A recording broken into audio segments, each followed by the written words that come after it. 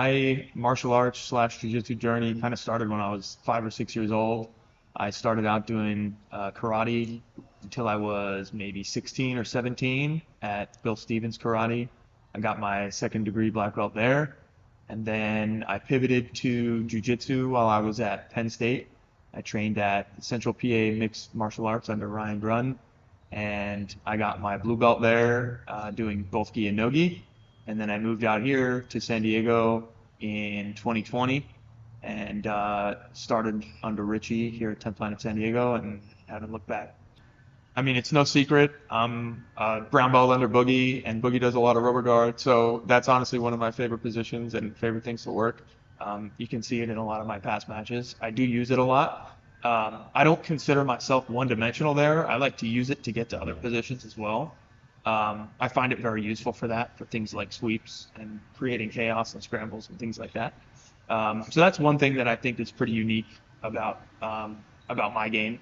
But also lately, over the past year or two, I've been trying to get more well-versed in things like leg locks and wrestling as well. I have a little bit of a background in wrestling, so I try to, maintain my fundamentals and build up as much of my skill set as I possibly can in all the other areas to make myself a well-rounded grappler. But, rolling with everybody in here, they're all high level at all different kinds of things. We have world champion wrestlers in the room. We have, ADCC medalists and finalists in the room that specialize in all kinds of things, from guard to leg locks, you name it.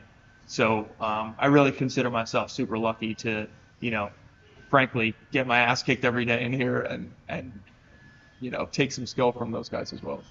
Monday night is probably my favorite class because we do EBI overtime rounds. So for those that aren't familiar, EBI overtime rounds are minute rounds at a time in certain positions. You can take the back, you start on somebody's back, and you aim to submit. Or you can start on the arm and again aim to submit. Or if you're on defense, you aim to escape both those positions. So it's very situational and it's very aimed at maintaining your fundamentals and being good at attacking and defending in common positions in jiu-jitsu. And more recently, we've started implementing passing drills from butterfly guard and also 50-50 as well. So you kind of get a well-rounded approach on Monday nights. It's high intensity from 4 pretty awesome positions that you run into pretty common. Yeah, I guess if I had to deliver a message to my opponent and the team, I'm expecting a great match. I have a lot of respect for you guys, and I know you guys are going to bring your A game. So just out of respect for that and for the game itself, I'm going to do the exact same thing. And I can't wait. We're both going to bring it, and it's going to be awesome. Basically, I started Krikorian martial arts about 10 months ago. I've been working at Defensive Edge martial arts for about 6 years prior, and I had a small gym that I had done prior to that. So I've been running a jiu-jitsu team for about 10 years now, and it was just a pretty natural progress into starting my own and having my guys start competing like me. As far as training specifics for John, I've done a lot of 10th Planet style training in the past. Eddie was one of the guys that his books got me into jiu-jitsu actually when I started. I kind of liked how it was more of like an art and less of like a specific discipline thing like the Gracies had done at the time. And I've been around for quite some time, so this was probably about 15, 16 years ago when his books first started coming out.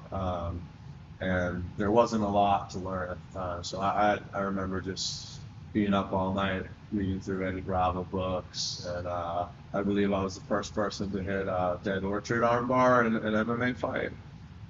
So I'm definitely familiar with the 10th Planet style. I respect it and appreciate it. And I think I'm not going to be seeing anything that I haven't seen before.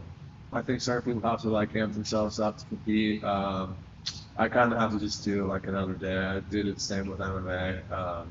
I think it allows me to see more openly. I get out of this tunnel vision, which in some ways might be important for MMA to have a little more of that.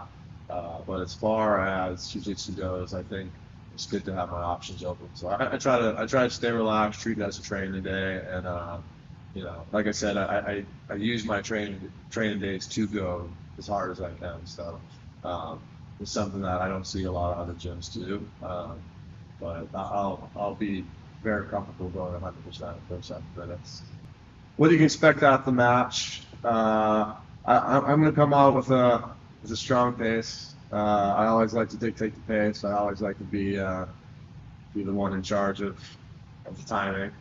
I'm very creative with submissions out there, but I'm kind of an asshole. I like to squish people, and I really like to squish people. Yeah.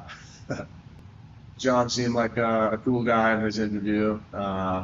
He was pretty respectful. I appreciate that with all the nonsense that goes around the sport nowadays, just to kind of keep it a buck. I'll keep it a buck. Respect to John for taking the match. I'm excited to put on a big show. Hope you're ready. I'm originally from California. I started training when I was, super little, super young. I've been doing jiu-jitsu and wrestling since I was like 5. I'm 23 now. I stopped doing jiu-jitsu in high school. I moved down to Arizona full time about a year ago. Before that, I was visiting, and staying with some of my homies out here and coming and training at Red Hawk.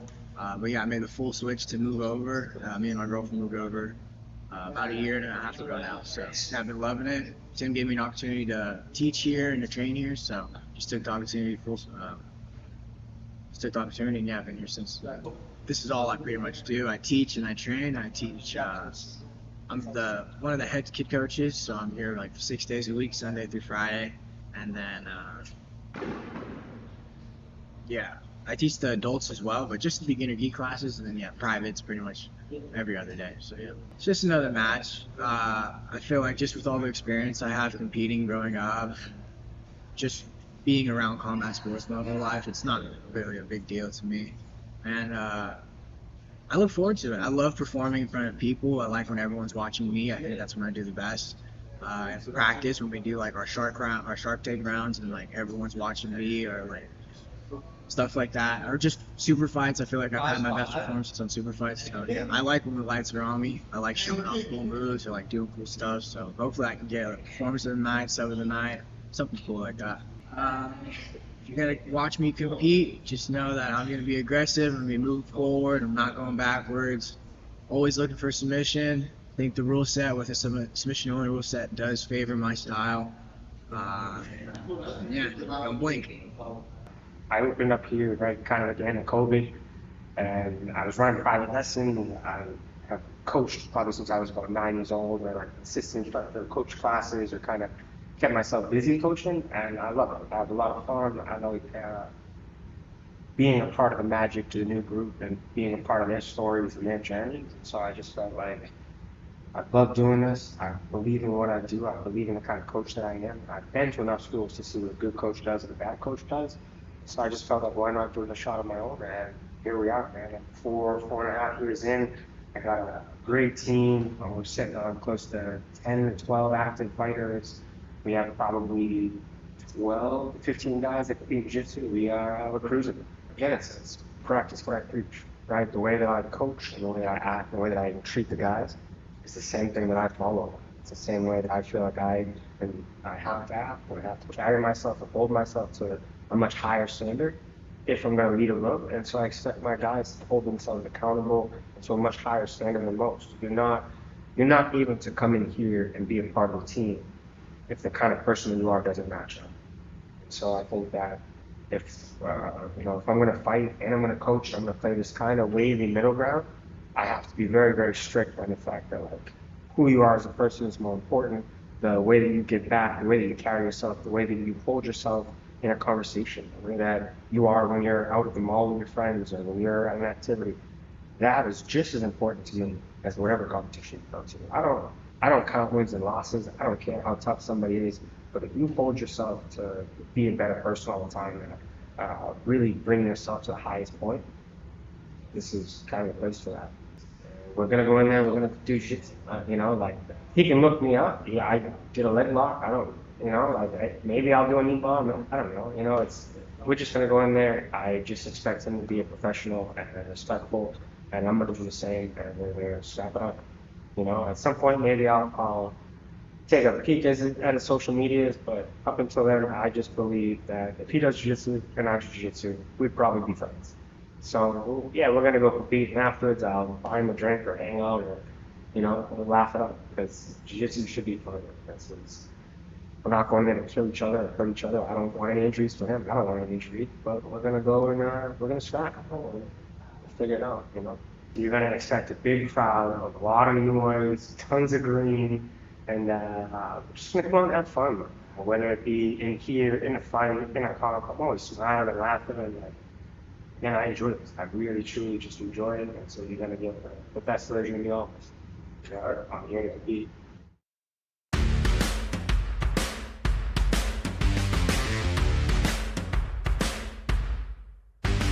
My name is Alex West. You're watching Combat Sports Report, and we'll be right back.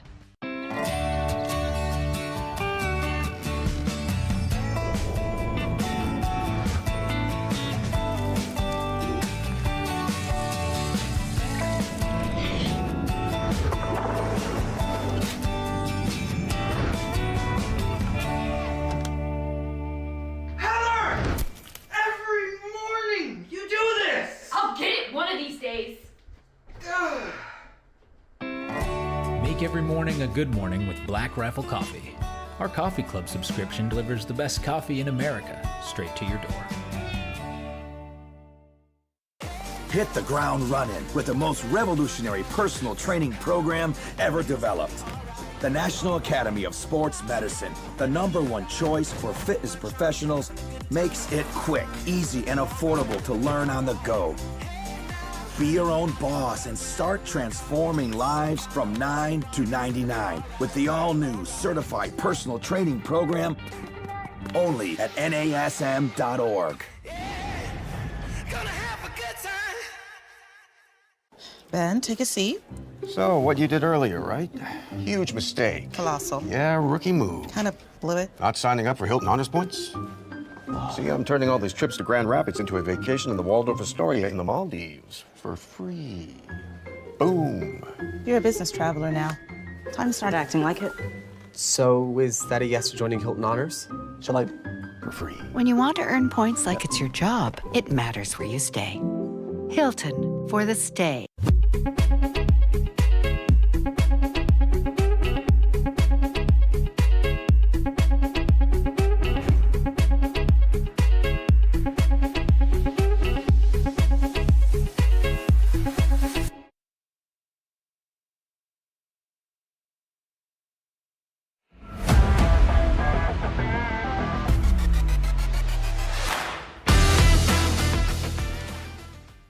I train every day at nighttime.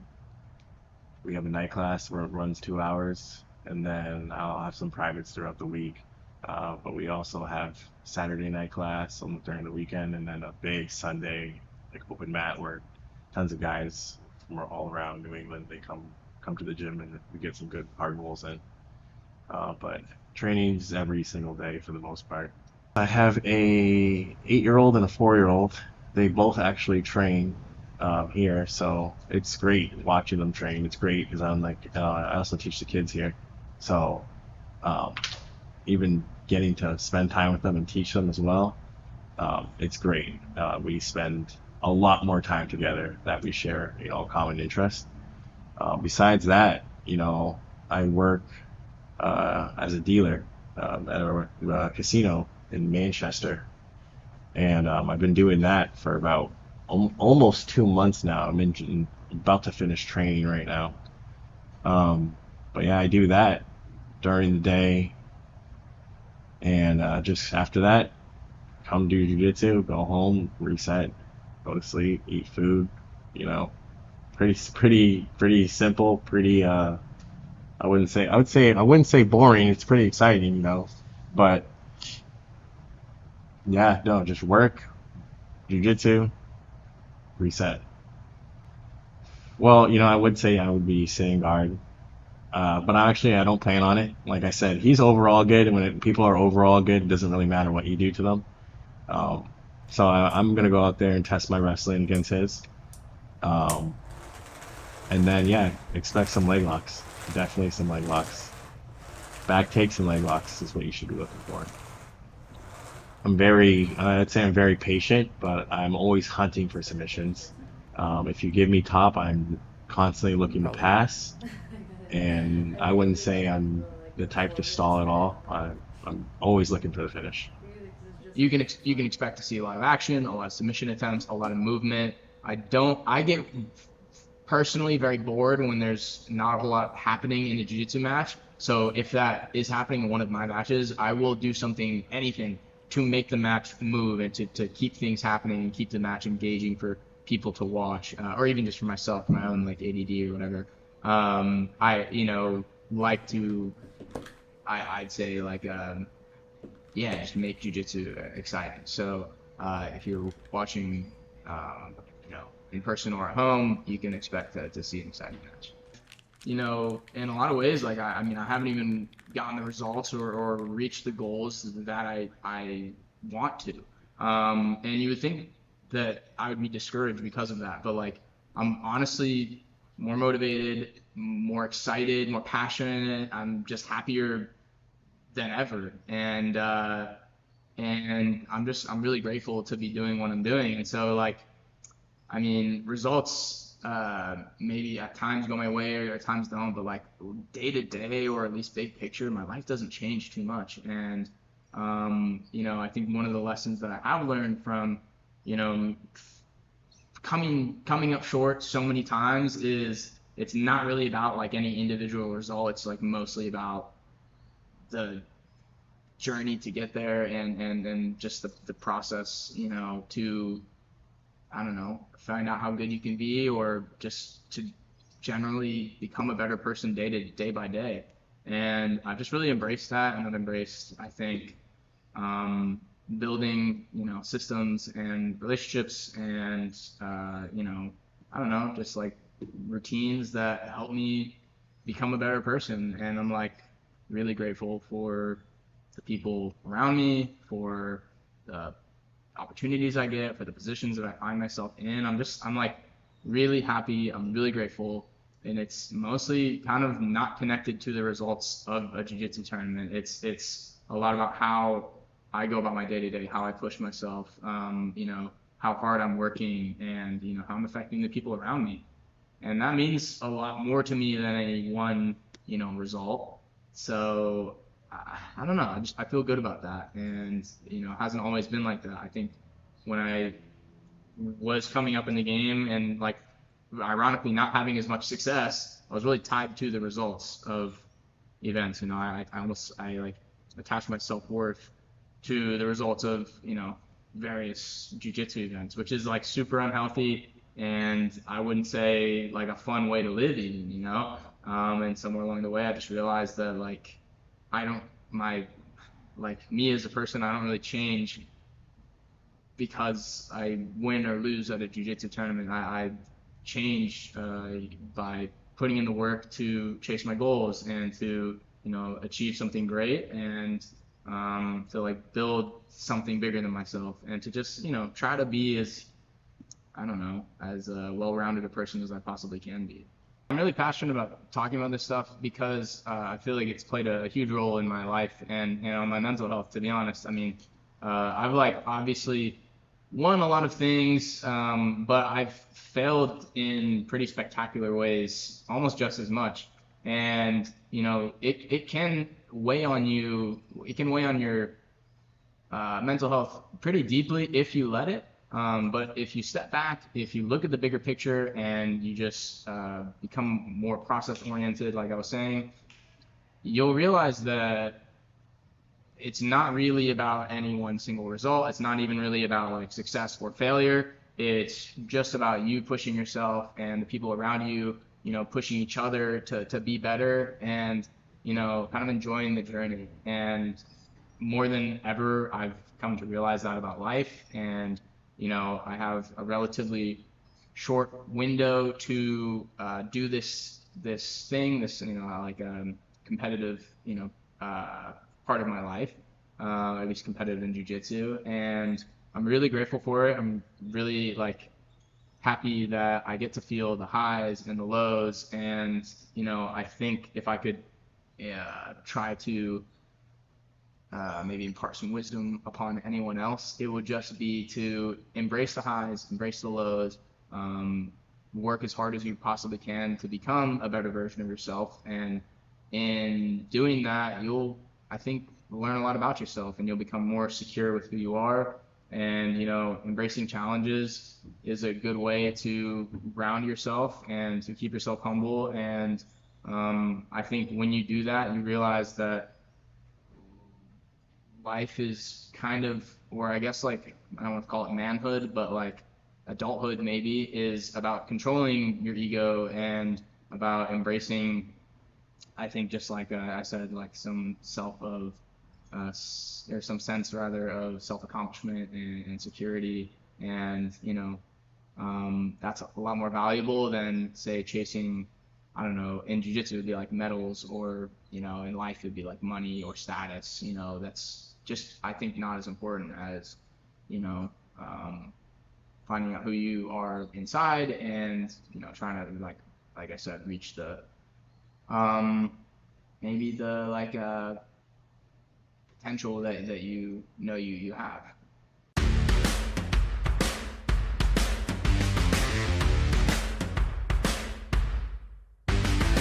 My name is Krikorian. You're watching Combat Sports Report. We'll be right back.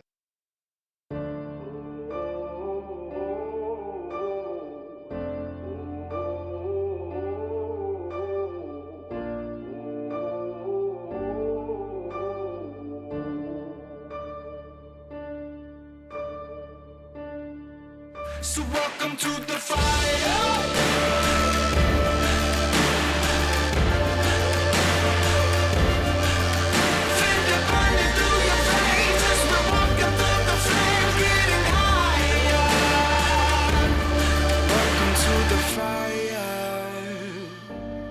Welcome to the fire.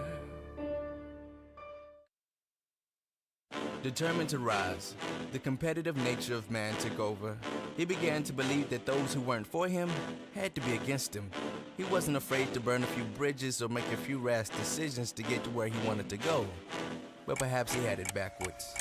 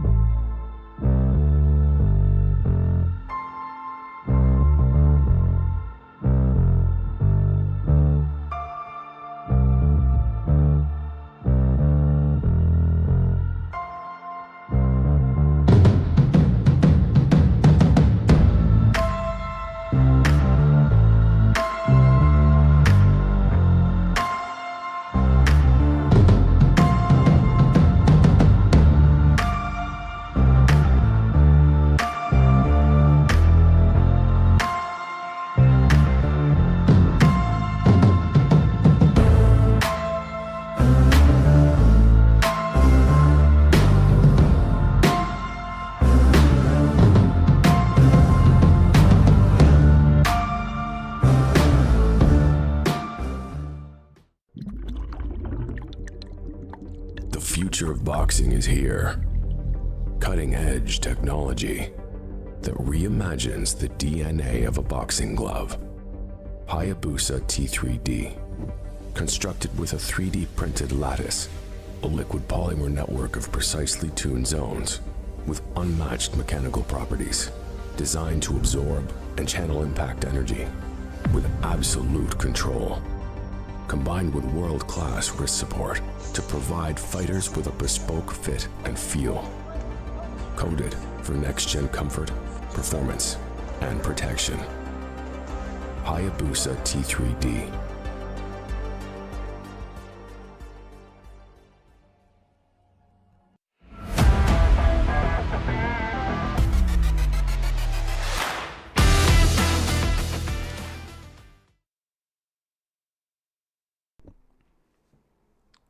Boom, we're live. All right. Welcome to the CSR live streaming bracket reveal seating show. So we're not going to waste any more of your time. You guys have been very patiently waiting through all the commercials, all the pre-show stuff. So we're just going to get right into it. In front of me, I have all 16 seeds, and we're just going to draw. We'll be switching back and forth between the pull and the placement. So let's get into it.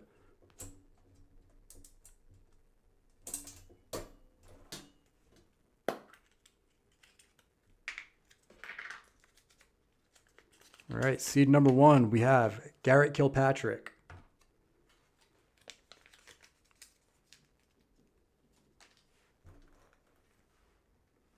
All right, number 2, he will be facing, actually not number 2, number 16. Alex Bannon, Lake Effect Jiu-Jitsu in Michigan.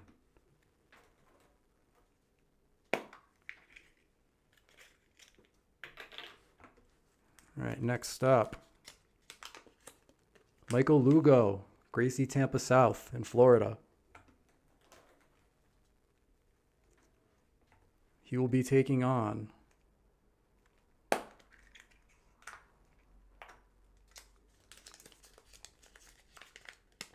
Bruno Jacare Diaz of Kaizen Martial Arts.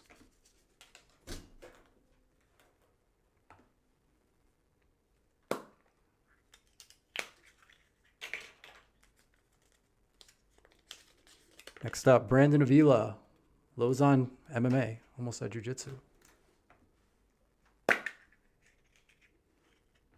And he will be facing Anthony Loicano of Hensel Gracie, New Hampshire.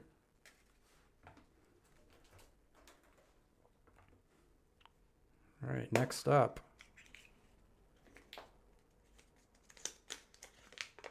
Steven Esteban Ramos of the MMA Lab, Phoenix, Arizona.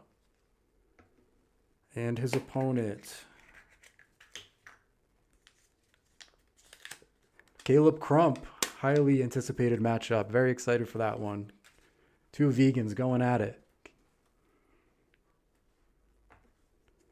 All right, next up we have Vince Barber, Saginaw, Michigan, Palm BJJ. And his opponent, oh, I dropped it.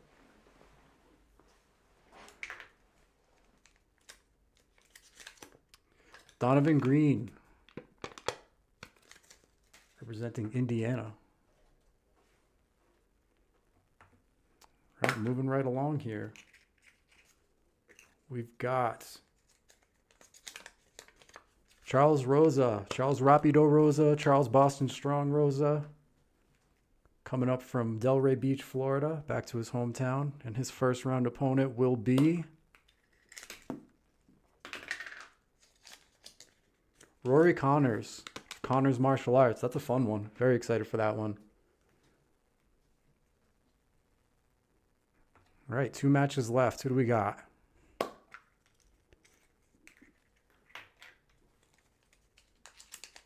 Next up, we have Andy Gutterud, Atos Beaumont. And his first round opponent will be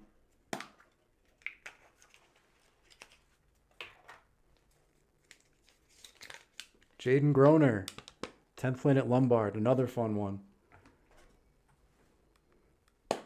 And obviously the last 2, we have Sean Melanson of Precision Jiu-Jitsu. And of course, he will be taking on Matt Ferriallo, Fusion Excel Performance. Another fun one. That should be a banger. Ladies and gentlemen, there you have it. That is your bracket. We will be posting some graphics throughout the week. We'll get the bracket up and running on social media. We'll be able to get you guys the best bracket possible, the best broadcast possible, having the bracket preceded. If you haven't done so already, please subscribe to venturecombat.com. Get your pay-per-views. Make sure you get your tickets. Contact your favorite athlete. But there you have it.